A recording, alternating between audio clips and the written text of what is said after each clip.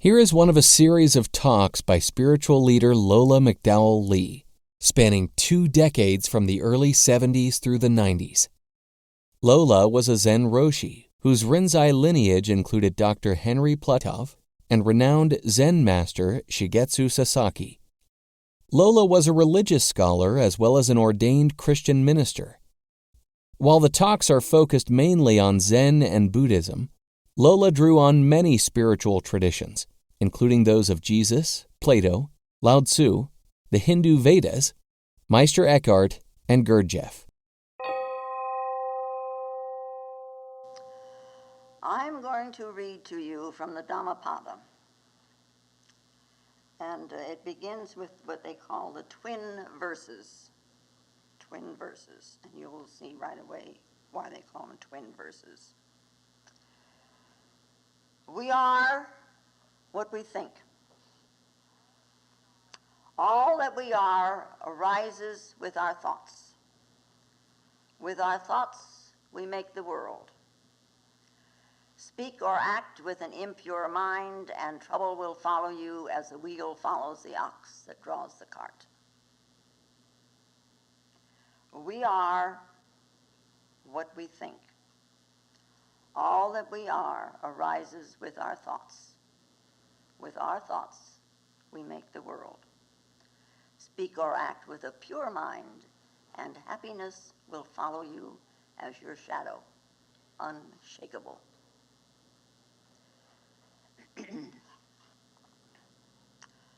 Look how he abused me and beat me, how he threw me down and robbed me. Live with such thoughts and you live in hate. Look how he abused me and beat me, how he threw me down and robbed me. Abandon such thoughts and live in love.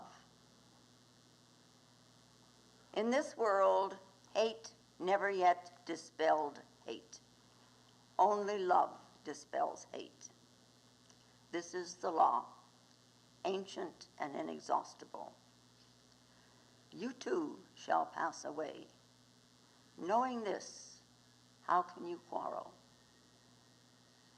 How easily the wind overturns a frail tree. Seek happiness in the senses, indulge in food and sleep, and you too will be uprooted. The wind cannot overturn a mountain. Temptation cannot touch the man who is awake, strong and humble, who masters himself and minds the law. If a man's thoughts are muddy, if he is reckless and full of deceit, how can he wear the yellow robe? Whoever is master of his own nature, bright, clear, and true, he may indeed wear the yellow robe. The deluded, imagining trivial things to be vital to life, follow their vain fancies and never attain the highest knowledge. But the wise, knowing what is trivial and what is vital, set their thoughts on the supreme goal and attain the highest knowledge. As rain seeps through an ill-thatched hut, passion will creep through an untrained mind. As rain cannot seep through a well-thatched hut, passion cannot seep through a well-trained mind. Yeah, that's the beginning. Now, this, after the Shakyamuni Buddha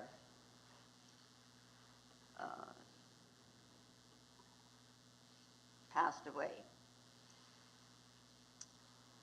they began to write down what he had taught. You know, they wrote it on palm leaves. And there is today a group of people, a school, I guess you could call it, for lack of a better word. They still have a lot of old palm leaves with things written on them. See, and so there is one for everybody. That's right. Tony knows. And If there's not one for you, you don't belong to that group. So you're not one of the chosen. And what is on this palm leaf for you then will tell you all about you. Boy, is it a trap. Anyway, but palm leaves, you see, they're supposed to be so old, they're still writing on palm leaves. When one wears out, they write it on a new one. The palm leaves are all there. Anyway, the Sangha, you know, the group of monks and nuns, after he passed away, had a big get-together. And of course, even though they were of the upper echelon, some of these men, you know, why, they still each had their own opinion. And so lots of conflict. My way is right. Oh, no, no, no. My way is right. No, no, no, no. My way is right. So finally, they divided themselves into two groups. You know, one is called the Hinayana, or the Theravadan, or the small vehicle, and the other is the Mahayana, the great vehicle. The Hinayana, or the small vehicle, they settled around Burma and Thailand and Sri Lanka. And, you know, Buddha used to go to Sri Lanka occasionally, and that's where he gave the Lankavatara Sutra. It was one time when he was visiting there. And in this Hinayana, in this particular section of the world, the language that they use and the language that the Buddha's teachings are written in the Hinayana thing is called Pali, P-A-L-I, Pali, which is a kind of a descendant of the Sanskrit. So in Sanskrit, you know the word dharma. In Pali, it becomes Dhamma. And in Sanskrit, the word karma becomes kama. And the nirvana becomes nibbana.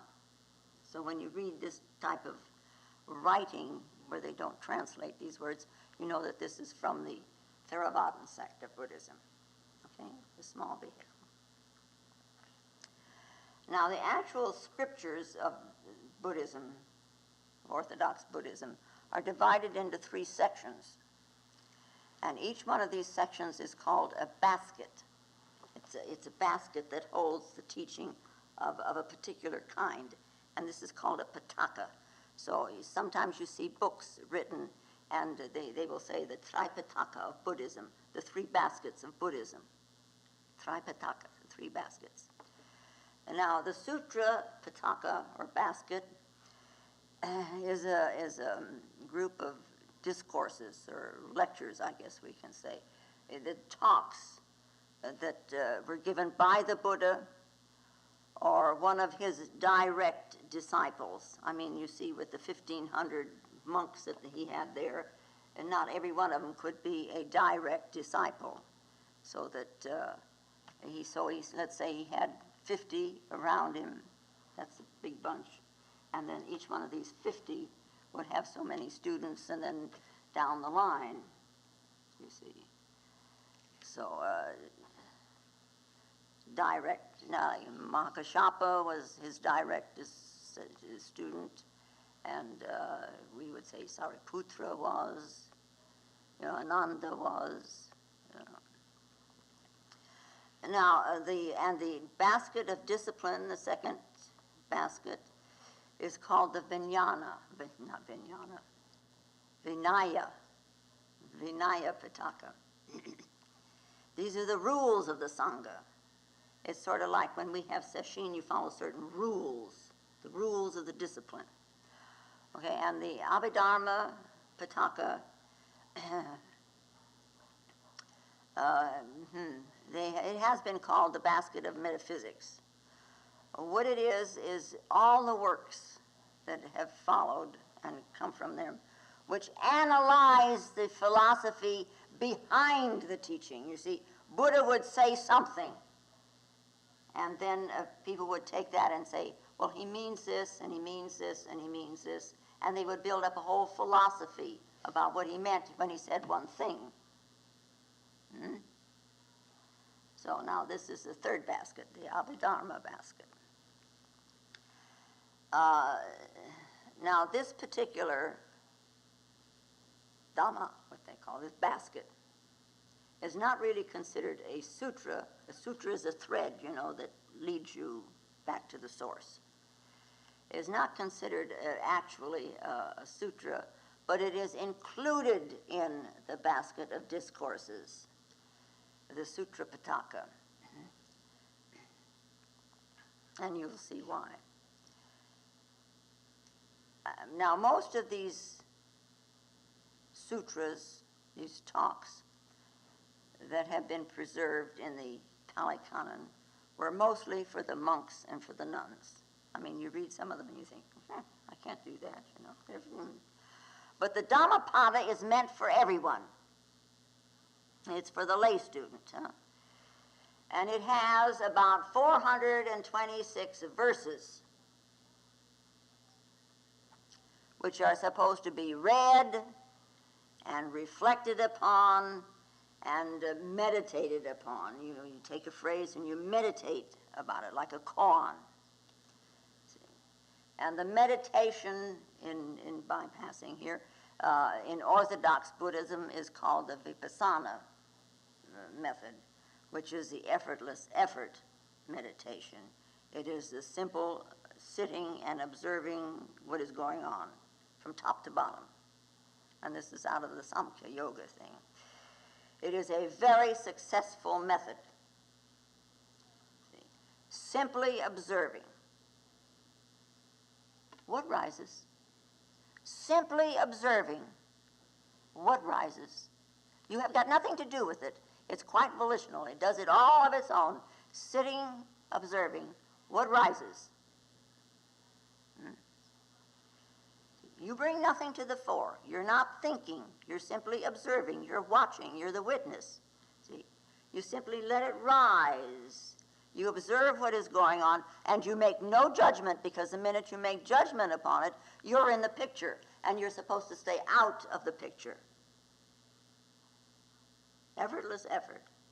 Meditation. Vipassana. Very excellent. Now, so anyway, together with the 4 Noble Truths and the 8-fold Noble Path, we have this method, see? And then we have these 3 things for transforming our lives. And right off, in the first chapter of these twin verses, it gives the direction, the cue. You go this way. What is presented, you see, is this pair of possibilities of human conduct. We have a negative, so-called negative possibility, the catering to ourselves, the catering to our conditioned, personal, ego desires. And then comes the positive possibility, which seems somehow to run contrary to our personal nature. Yeah. So the negative possibility, this is accomplished without much strain. It doesn't take any effort, really, to get out there and say, well, this is fine, it's ego, so what, but this is what I want. Yeah. Not much strain. So, and it can even be satisfying for a while, temporarily, this ego satisfaction, sure. You'd be surprised how many people are out there doing their thing with the music and all that, the guitars, and, they finally get to play on stage, and wowie, boy, they've made the world. That's ego satisfaction, Now this, what we call a positive possibility, seemingly goes against the conditioning of our pleasure principle.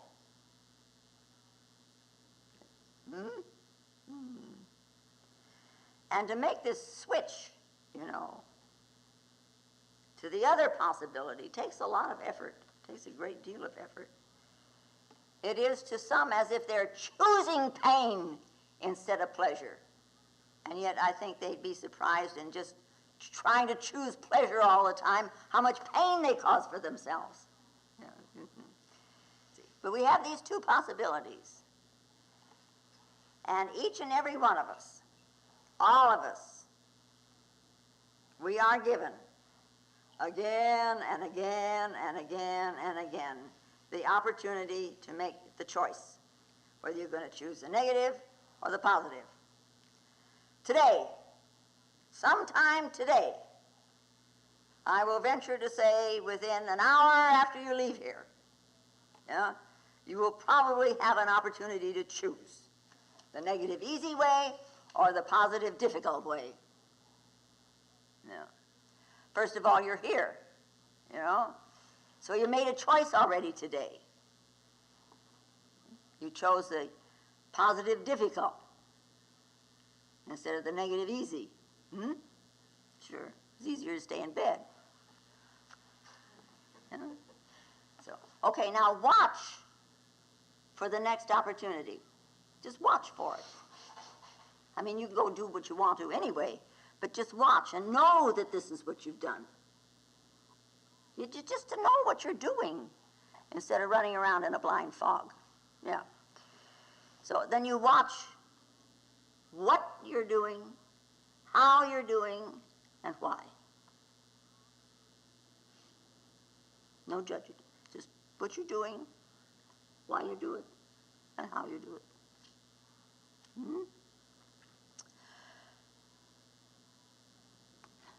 Two roads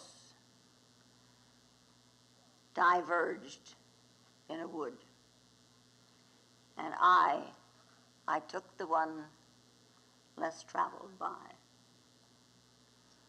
and that has made all the difference. That's Robert Frost, huh? I took the one less traveled by, and it has made all the difference.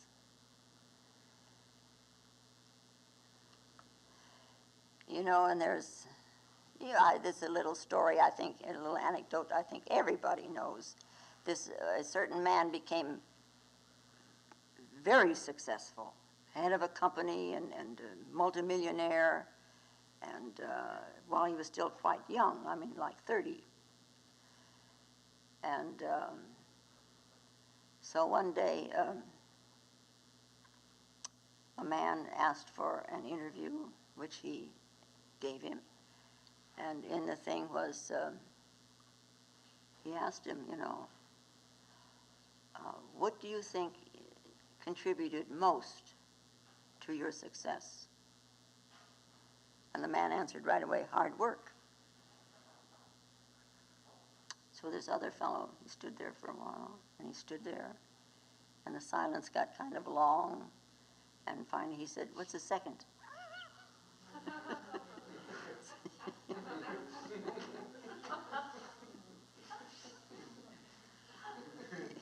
You see, this is our problem. Huh? Isn't it? Yeah. This is our problem.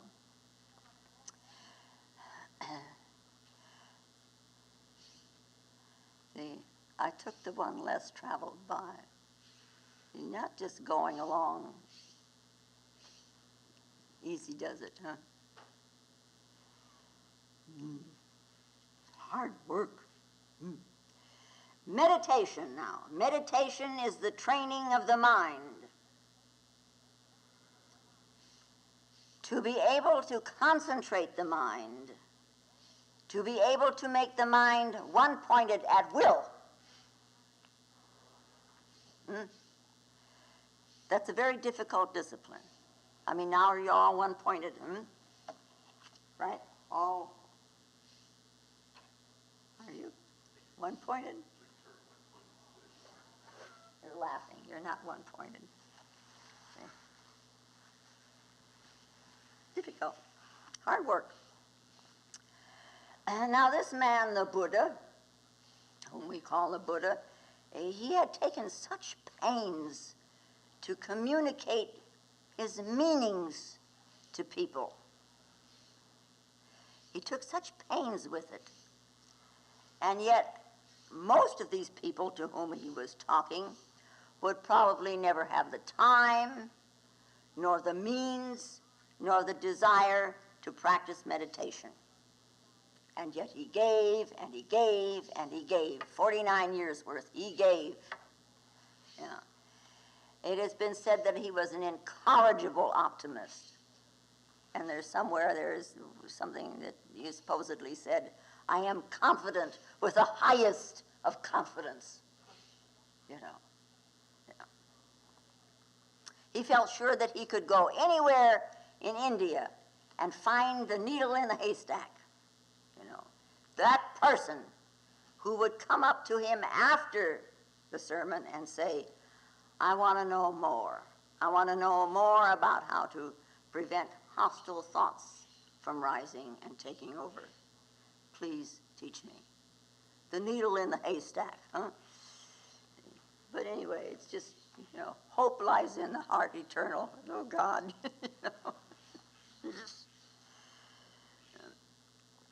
Now, Buddhism. All of Buddhism, the Orthodox Buddhists, and all of the sects, Endai, Kegon, Avatamsaka, which is the Kegon, all of Zen, all the sects, they all revolve around one point, which is the enlightenment experience. Enlightenment experience. Now, enlightenment is Bodhi, B-O-D-H-I, Bodhi. And the word Bodhi and the word Buddha come from the same root word in Sanskrit, Buddha, B-U-D-H, Buddha, which means to wake, to become aware of. Yeah. So, one is supposed to become awakened from a life of relativity and from conditioning to the unconditioned life. Unconditioned life. And that unconditioned life includes, this non-attachment, non-discrimination, non-identification, non-judgment, non-ego, and so on, and so weiter, etc. Yeah, I'm going to learn another language here one of these days. His teaching, the Buddhist teaching, based on his enlightenment and his purpose to direct every one of us to this very same enlightenment, this samyak sambodhi, the perfect state which knows no equal.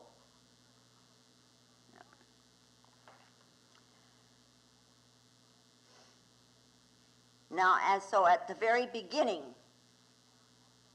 the very first, the importance is stressed. We must realize what we believe. We must know what we believe. We must know what we believe, and we must know that we act on what we believe. We must know how we think.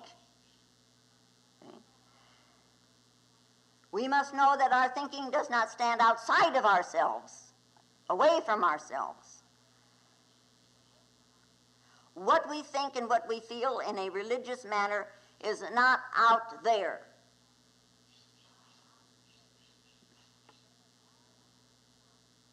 So that what all of this is about concerns us personally.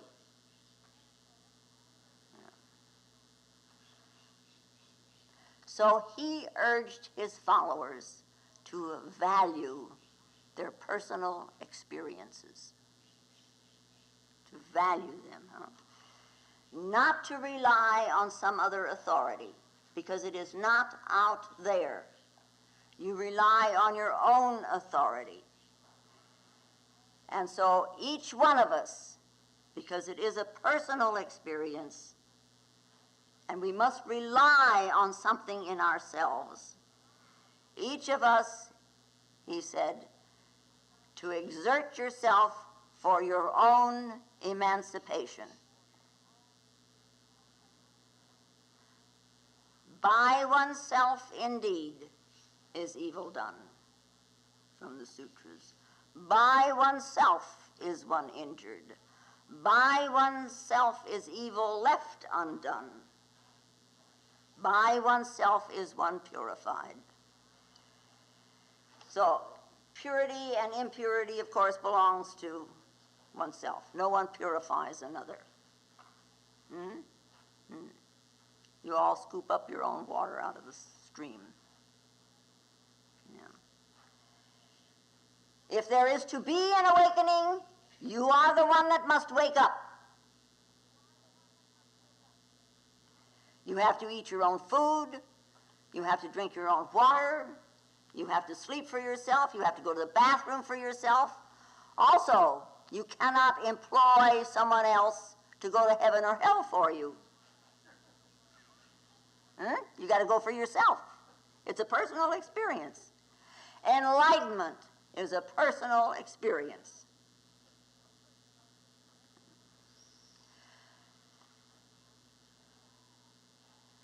Now this man, Gautama, Shakyamuni, from the tribe, Shaktas, he went to the forest, and he sat with these teachers for a number of years, and he had his experiences, and he was a man of,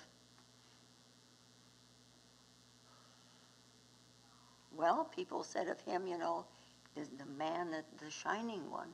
He had such a aura about him. All this tranquility and this peace that was with him, and so on. And here was his teacher. And yet he of himself had a great doubt. Yeah. So, and he had all these years of discipline in these forests, and during which time he became an ascetic. He was starving. He had a few grains of rice to eat every day. And then he saw the folly of this, that it was, erroneous. Because if you're that weak, from starving, nothing is going to happen to you anyway. Your body can't stand it. So then he decided he would sit on his own, and he did, and as the legend goes, he went and sat under this Bodhi tree, this wake-up tree, Bodhi tree. And something, while he was sitting there, something happened to him. And there's all kinds of stories about the things, Mara came and tempted him, and this snake, there was a big storm, and here he was sitting in this meditation, and the snake that wound itself around him to protect him, Although, But something happened to him sitting under this tree, something that was most fundamental, something that was ultimate. And it set all his doubts at rest, this experience he had.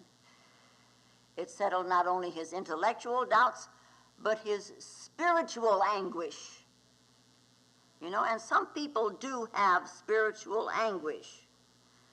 It's not just confined to Buddhism, There was St. John of the Cross, and of course we have in a similar manner the book of Job and his struggles.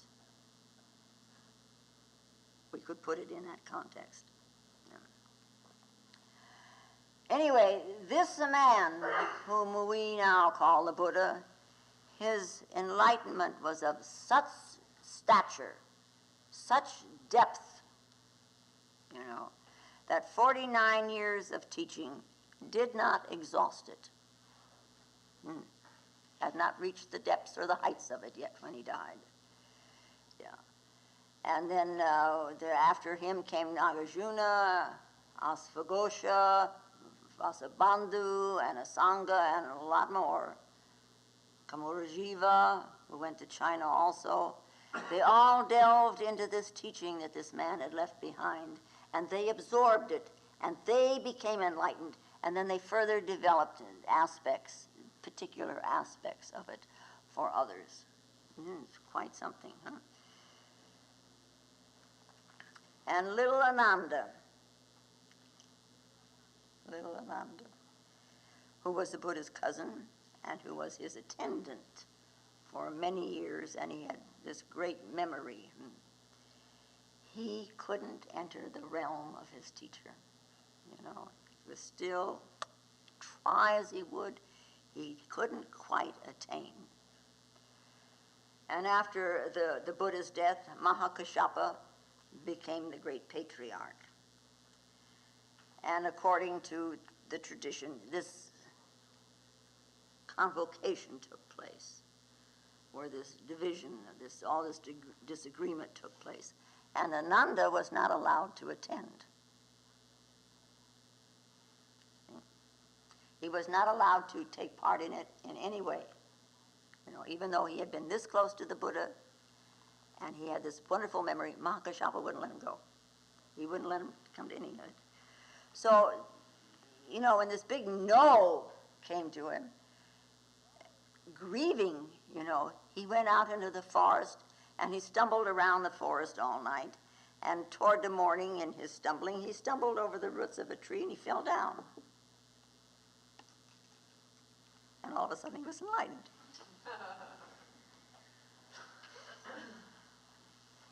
Right? He realized the truth.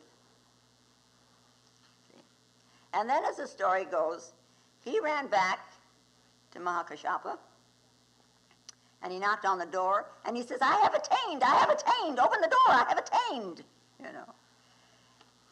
So Mahakāssyapa says, well, come on in. The door is locked. Ananda, why don't you then come in through the keyhole?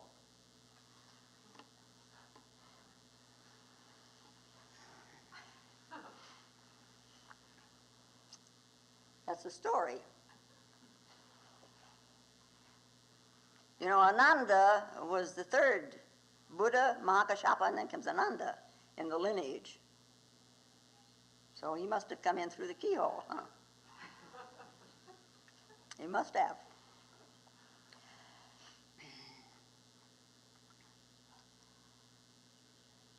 If one really sits down and is together with himself and reads some of the words of the Buddha, you can see that these words come out of this great eternal silence, so that you should read them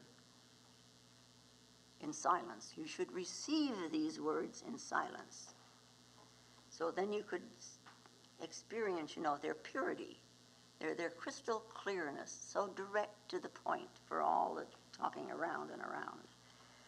Now, intellectually, we understand a lot of words. Simple words. Simple words they are, a lot of them.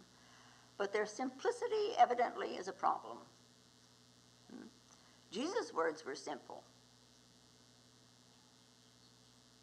Birds have their nests and foxes have their holes, but the Son of Man hath nowhere to lay his head. Very simple, very well put. We want to make something else out of it. We're very complex. To understand simplicity, we must become simple at heart, simple in the heart. And we read words sometimes, and they're called moral precepts, and they convey similar ideas to what I read this morning from the Dhammapada. And we skip over it very blithely, but I already know this. I shouldn't lie, I shouldn't steal, and so on, I shouldn't drink. That's almost on the top of the list as far as Buddha was concerned. I already know this. Do you? Huh. Yeah. If you did know, really know, you wouldn't skip over them. Each phrase would become maybe like an essence to be savored. Like a turn of a phrase. Sometimes, a phrase sticks in the mind because you like it so. Or you savor some food that you thoroughly enjoy. Yeah. So some of these simple little phrases. And I found a copy, I was telling Rosalind, of the Philokalia. And they have something very similar in that old book. It's old-fashioned language, but if you have read The Pilgrim, is the Pilgrim on the Way? Huh? The Way of the Pilgrim, yeah. His wandering around Russia, his devotion, and reading this book. And of course you can read it right in the lines. He doesn't ever say it. He keeps himself so humble all the time, but you should, comes right out of the pages. It leaps at you, And it says in there, in this little book, almost right at the beginning, if you find yourself hating your fellow men and resist this hatred, and you see that it grows weak and withdraws, do not rejoice in your heart, for this withdrawal is a trick of the evil spirits.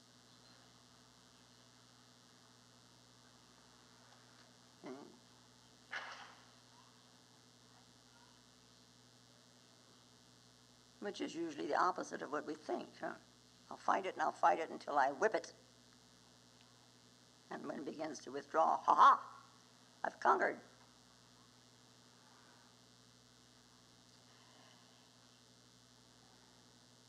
Hides. Now this Dhammapada, the Dhamma,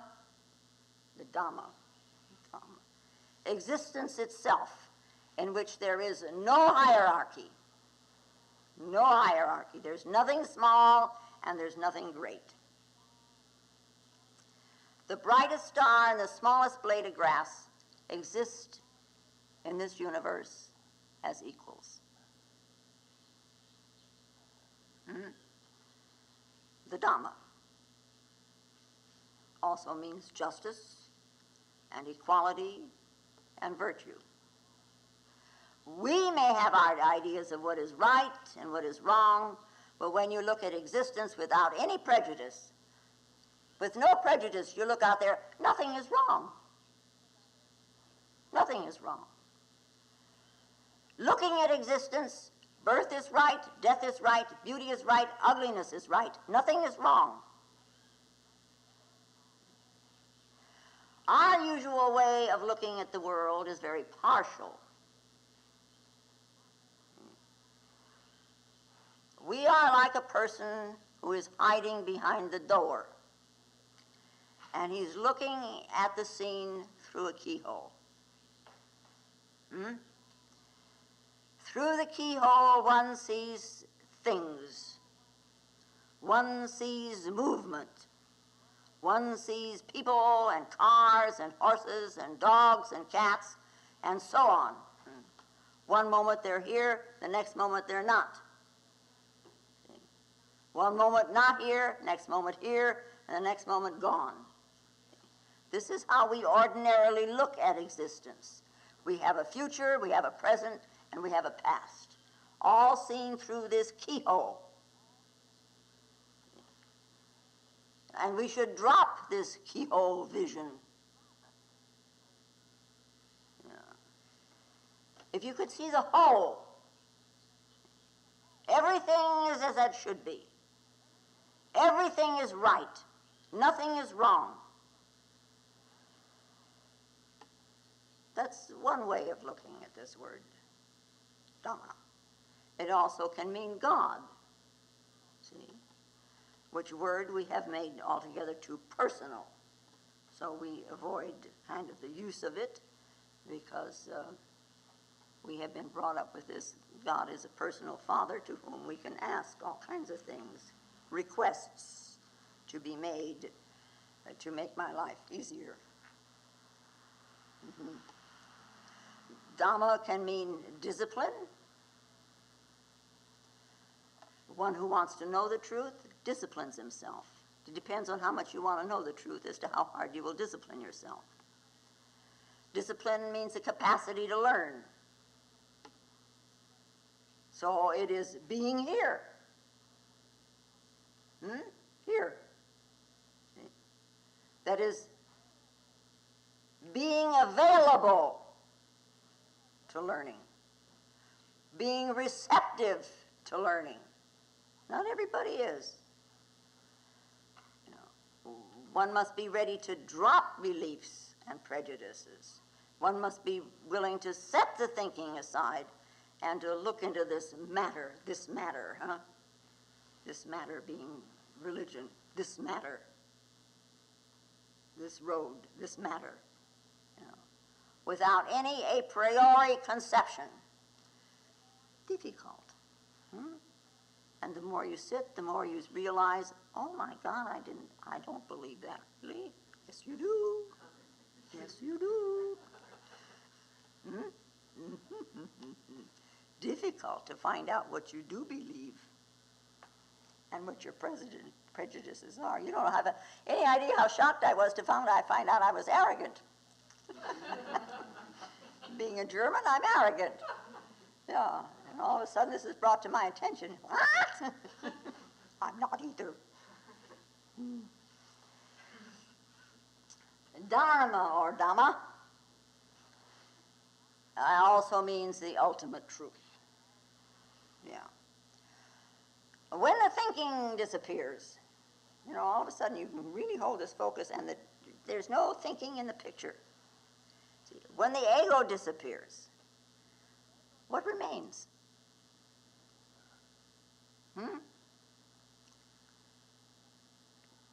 It's a little difficult, we're so hooked on this thinking. But if your thinking disappears, how are you going to think the truth? You can't. You cannot. And your thinking has got to be set aside in order to perceive the truth. But now, what are you going to do with it when you can't think? The truth is us and us and us and us. That's what we say to ourselves, huh? You can't do that. You can't think and have the truth at the same instance, huh? Afterwards you can think about it. But, when the thinking and the ego for one split second is missing, what remains? Certainly something. Yeah. Or how could you even know that you had an experience? Something remains, huh? And of course, to call it something isn't quite correct. So the Buddha called it nothing.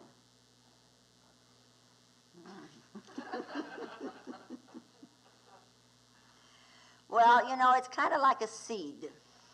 In the autumn, the seed drops to the ground. And then in the wintertime, there's rain and sleet and hail and snow maybe, and the little seed is driven into the soil. So now it's under the ground.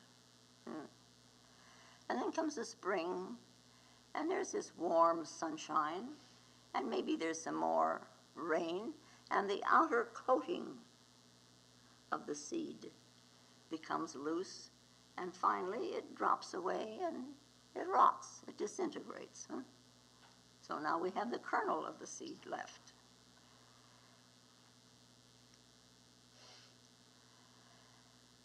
And with this kernel of the seed, there is more water and more warmth, and it too begins to disintegrate, so that nothing is left except the essence. Out of this disintegration comes again another tree, because the tree was in the seed.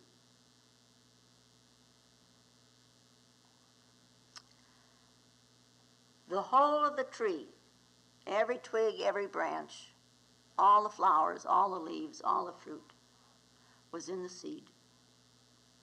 Did you see it? If you took it apart, would you see it? No way. You see nothing. Yeah. You dissect that seed and you see nothing, but it's there. Isn't that incredible? It's such a mystery, but you can experience that. And this is, of course, the thing that we're going through. Okay, so much now for the Dhamma. What about the Pada? Which means a path. It means a way to go. In religion, there are certain questions, and they are related to what and to how. Now, the what cannot be talked about. No, actually can't. It can't be described. I mean, if you say the word God, this is not God. If you say the word truth, this is not truth. I mean, it's not simply a play on words and things like that. You cannot. This what? I mean, so somebody says it's something, and somebody else says it's nothing, and somebody else says it's an essence, and the what? No. But the how, that's a little different. How shall I go about finding myself, this true self that I've heard so much about? Well, what path am I going to follow for it? Now, this can sort of be indicated, you know. Another person can tell you of the way they traveled, how they went up the mountain, how they went through this very arduous climb, and they were tired, and they were hungry, and they were thirsty, you know. This hard work. After this hard work that they put in on themselves, you know, the what happens on the peak. See? You know, Moses, they tell of Moses going up Mount Sinai, you know, and he was confronted with a God who gave him some tablets with the moral precepts called commandments. They were called that. The law and the commandments. I wonder what really happened. They say that, you know, Moses, there is a theory around and about that Moses was a relative of the Pharaoh. He was high-ranking in the hierarchy, and that he did lead these people out into the desert. But out there they killed him, and one of the men that were in the group took over, and he's the one that really went up the mountain. That's a theory that's out now. Poor Moses. Wow. Anyway, this search for truth. See, and if one has this passionate search for truth, it gives you a foundation. You stand on a foundation. It's kind of like standing on cement in yourself. You know, a good foundation. That's pada. See, it's the foot, it's the step. You know. So, because we all know we have to move from where we are now to become part of the process. I mean, not that we are part of the process, but our thinking keeps us out of it, away from it, huh? You can't just remain a little pool all by yourself, isolated and so on.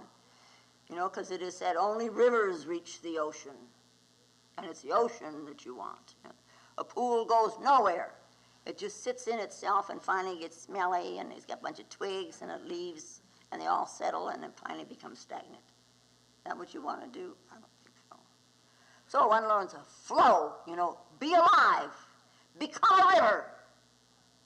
You know, a river of life.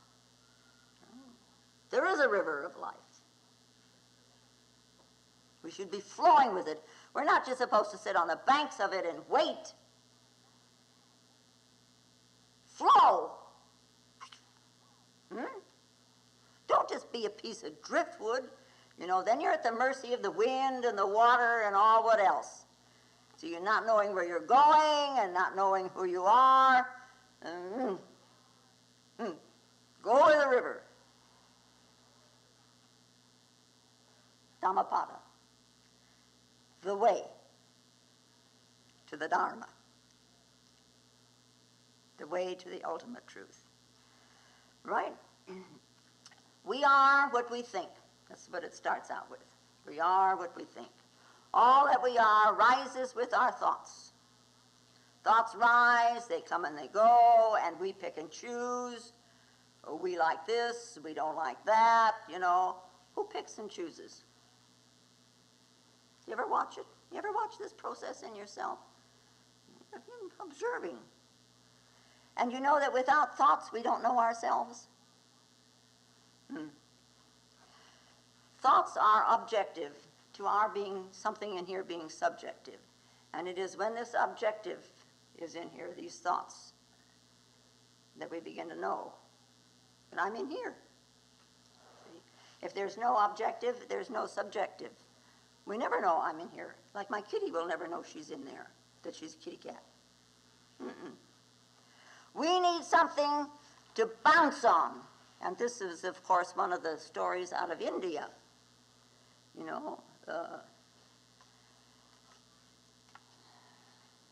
What's his name?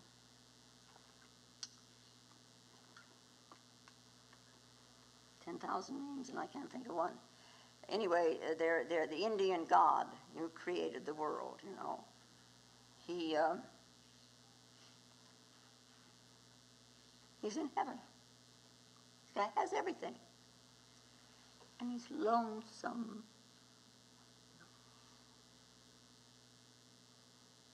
So he creates this Lila.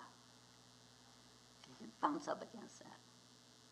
And out of that comes the world. Yeah.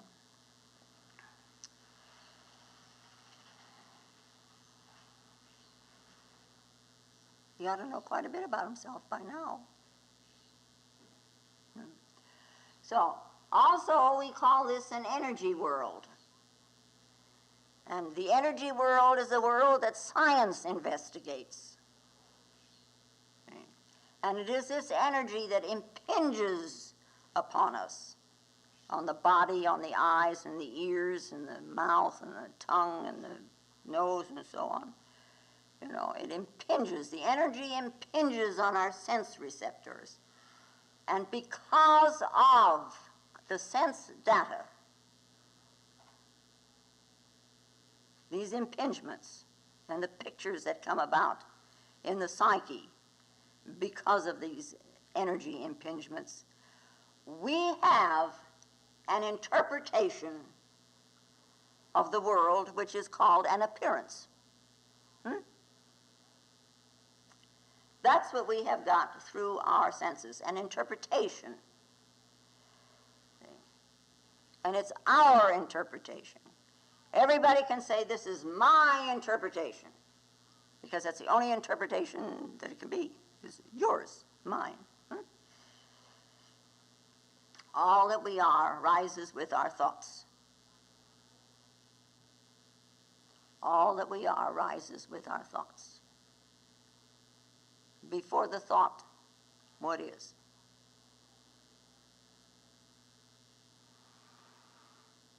It's like saying, before the world began, who are you?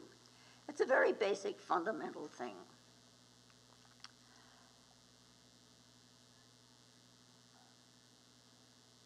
And so you sit with this. Do you expect a verbal answer?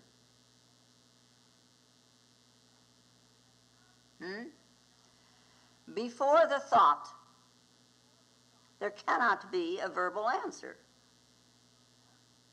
You will be thinking right away again. Before the thought, you cannot say, I am a Catholic, I'm a Protestant, I am a Jew, I'm a Hindu, I'm a Sufi, and whatever else you want to put in that category. None of the above can you say. You're not any of these. You are not any of these. It takes thought to recognize the fact that I'm a Sufi. Okay? Before the thought. Before the thought, the Bible disappears, the Gita disappears, the Quran disappears, the Dhammapada disappears, all the Zen writings disappear, because there aren't any words. See? And then, what is your name? You cannot say, because this is before thought. What country? What race? Nothing. Before the thought, what are you? Before the thought. We are what we think. All that we are arises from our thoughts. With our thoughts, we make the world. So then we decide, well, I don't much like the world that I see, and so I'm going to do some of this meditation business. The practice thereof. Meditation practice. And it takes a great deal of practice, I may say, to allow the mind to stop churning this activity it's frenzied almost at times. And of course, when you sit for a while, it's going to get worse, because now all of a sudden you're paying attention to it. Makes it seem worse. But meditation is about dropping the thinking, ignoring the thinking, and learning to hold a one-pointed concentration. That is being mindful. Finding the space before the thought, moving into another aspect of consciousness. It's called sometimes no mind. That's as good as nothing. Yeah. And in this no mind state, we discover many, many, many wonderful things. No mind is like no classification. No mind is the same as no judgment. No mind is the same as non-discrimination. No mind is no identification. No mind is no ego. No ego, no self. Who are you? Yeah. Now, the moving from the thinking mind to this non-ego mind or no mind is a step, and this is the pada. It is this shift, the shift of what you usually think you are to not what you think you are.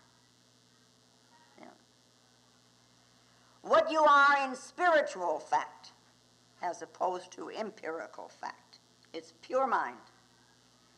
Impure mind is a mind that is conditioned. It doesn't mean it's dirty.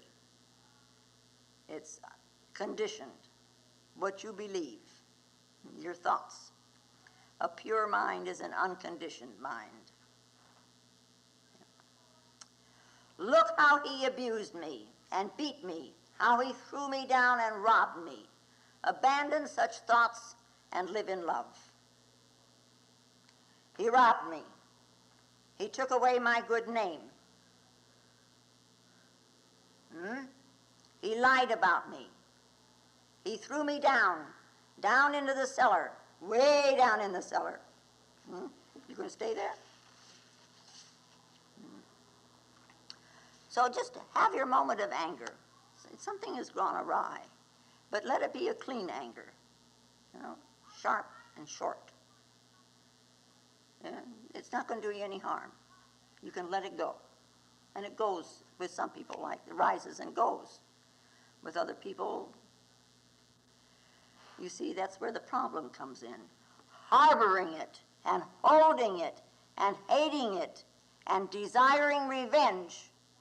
Now you're making your world what it is. And it will take you over, as this book said, like evil spirits. These are the evil spirits. Yeah. Be angry and abandon it. Yeah. And then you can live in love. And love flows for no reason. No, it doesn't need a reason. It's love is in your heart. It's a sharing time. It's caring time. And it's joyful. It's a joyful time. Sharing just for sharing's sake. If you find Lola's talks valuable, more will be posted in weeks to come.